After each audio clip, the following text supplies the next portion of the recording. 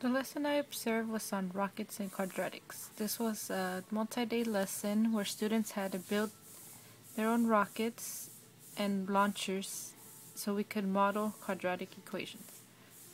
After we were done with all the launching, students were given this graphic organizer.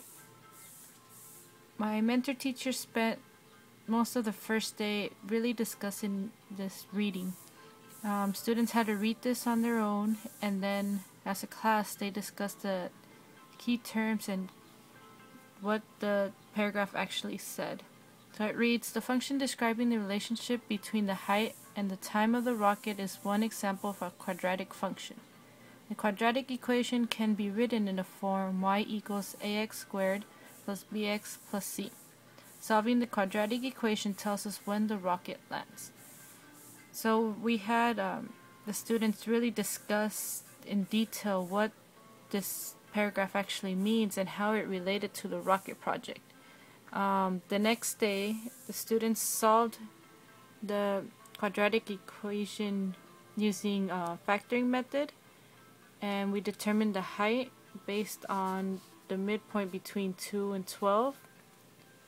Afterwards, students graphed this together with the teacher, and she spent a lot of time really labeling each part of the graph. So this, our two roots, which we also call it x-intercept, solutions, zeros.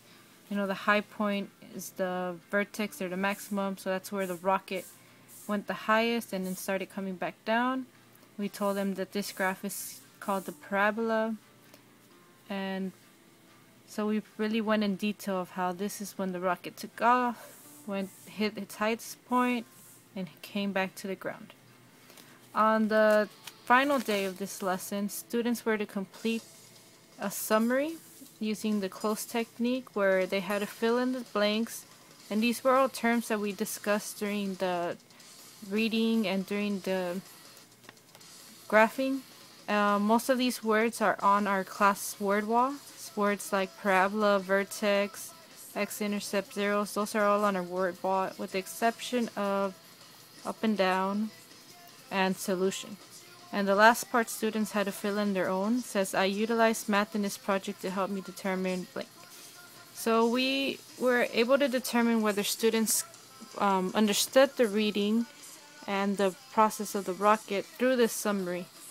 It's really tested them whether they understood the content, what each word means, and what it's used for. This is an example of a student that got all the answers correct. Here's an example of a student that didn't.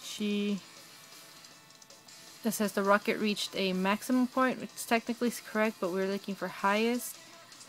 And then she confused it here. The actual term is maximum. And then we determined the time the rocket traveled by looking at the x-axis, not the x-intercept. And then some students didn't follow directions and didn't complete the last part. Changes we would make to this project would be to give them a blank summary page where they would have to write their own reflection or research their own conclusions, and then administer this close assessment.